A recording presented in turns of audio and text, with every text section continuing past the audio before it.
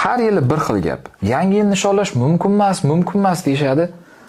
Mana shuncha dalil turibdi-ku. Bu shunchaki yil almashinuvi xolos. Nimaga odamlar tushunmaydi buni? Afsuski, sen o'ylagandek oddiy bayram emas, birodar. Aslida bu bayram qadimgi rimliklar paytida joriy qilingan. O'sha paytda ko'p xudolik bo'lgan. Hattoki oylari nomini ham o'zlarining ma'budlarining nomiga qo'yishgan. O'shalardan bittasi yanvar bo'ladi. Yanus, ya'ni boshlanish xudosi. Shuning uchun mana shu oy kirib kelishini, mana shu ilohni ilohlashtirish, ulug'lash uchun mana shu bayram joriy qilishgan. Lekin hech kim bunaqa deb nishonlamaydi. Diniy qiyofa bo'lmasa bo'ldi bayramda. Bu shunchaki dunyoviy yilni almashinuvi xolos. Birodar, bayramning nomi o'zgarishi yoki uni tarixini odamlar bilmasligi bayramning hukmini o'zgartirib qo'ymaydi. Misol uchun Christmas bayramiga qara. Dunyo bo'yicha nishonlayotgan odamlardan so'rasang, aksariyati Iso alayhissalom tanimaydi. Ular bir ibodat qilishni ham bilmaydi, cherkovga bormaydi, ibodat libos kiymaydi. Ular shunchaki o'yin-kulgi va xursandchilik qilishadi, xolos. Shunda ham bu musulmonlarga joiz bo'lmasligining sababi nima? Chunki uni asosi shirkiy bayram. Shuning uchun u kuni bayram qilib, ularni ulug'lashlariga, ilohlashtirishlariga hissa qo'shmaslik kerak bo'ladi. Unda bu hadischi Rasululloh sollallohu alayhi vasallam ikkita qiz bayram qilayotgan bo'ladi. Hali Boz jangiga bag'ishlangan bayram. Shu paytda Abu Bakr ularni to'xtataman deganda Rasululloh sollallohu alayhi vasallam jim deganlar. Har bir qavmning o'zining bayrami bor deganlar. Nima deysan bunga? Birodar, hadisning davomichi? Agar bilib turib yashirayotgan bo'lsang, islomga xiyonat qilyapsan. Agar bilmagan bo'lsang, unda boshqa bu masalaga aralashma va tavba qil. Asli hadis bunday bo'ladi. Aysha radhiyallohu anha rivoyat qiladilar. Uyimizga Abu Bakr radhiyallohu anhu kirdilar. O'sha paytda ikki ansorli qiz Buos voqealari haqida qo'shiq hirgoya qilib o'tirgandi, lekin ular qo'shiqchi emas edi. Shunda Abu Bakr radhiyallohu anhu jahllari chiqib ketdi va aytdilar: "Rasululloh sollallohu alayhi vasallamning uyida shaytonning musiqa asboblarimi?" O'sha kuni Eid kuni edi. Rasululloh sollallohu alayhi vasallam aytdilar: "Ya Abu Bakr, ey Abu Bakr, inna likulli qawmin aida, har bir qavmning bayrami bor. Vergul. Va haza aiduna, va bu bizning bayramimiz."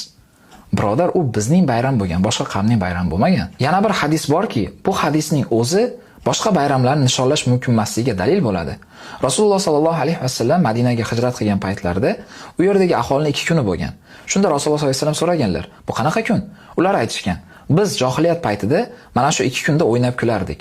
E'tibor ber, birodar, ular ibodat qilmasdi, ular libos kiymasdi qanaqadir diniy. Ular shunchaki o'yin-kulgi xursandchilik qilardi. Lekin Rasululloh sollallohu alayhi vasallam nima dedilar? Sizlarga Alloh undan yaxshiroq 2 kunni berdi. Bu Qurbon hayiti va Ramazon hayiti. Mana shuning o'zi dalil bo'ladiki, islomda ham, dunyoda ham musulmonlar uchun 2 bayram bor, xolos. To'xta. Unda innamal amalu binniyatchi. Amallar niyatga qarab bo'lmaydimi? Bu hadis qayerda qoladi unda? Birodar, bu hadisning tafsirini bilasanmi? Yo'q. Amallar qabul bo'lishi uchun 2 shart topilishi kerak. Niyat xolis Alloh uchun bo'lishi kerak. Xolis. Amal esa Rasululloh sallallohu alayhi vasallamning yo'llariga tushishi kerak. Agar niyating xolis bo'lmasin, lekin amaling Rasululloh sallallohu alayhi vasallamning yo'liga tushsin, bu amaling botil bo'ladi va qabul bo'lmaydi. Agar niyating xolis Alloh uchun bo'lsin, lekin amaling Rasululloh sallallohu alayhi vasallamning yo'liga tushmasin, bu amaling ham qabul bo'lmaydi va johillik bo'ladi.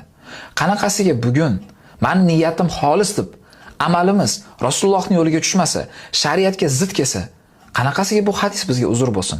Qachonki ikkovi jam bo'ladi, keyin amal qabul bo'ladi. Lekin qara bola, sen shu bemazhablarga qo'shilib qolmaganmisan? To'g'risini ayt.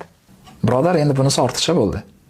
Rasululloh sollallohu alayhi vasallamdan boshlab sahobalar, salaf solihlar, 4 mazhab imomlaridan birortalari hayitdan boshqa bayramni dunyoviy bayram deb nishonlaganliklari haqida biror sahih daliling bormi? Imom Azam rahimahulloh hayitdan boshqa biror bir bayram nishonlaganliklari yoki nishonlasa bo'laveradi degan fatvolariga daliling bormi? Yo'q. Men seni o'zingning ixtiyoringda bo'lgan bayramlarni nishonlamasdan taqvo qilishga chaqirsam, bemazhab bo'lib qolaman-ku.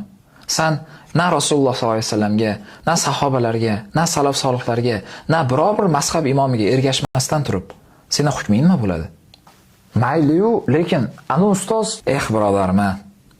Bu mavzuni yopaylik. Choy damla, choy ichaylik undan ko'ra.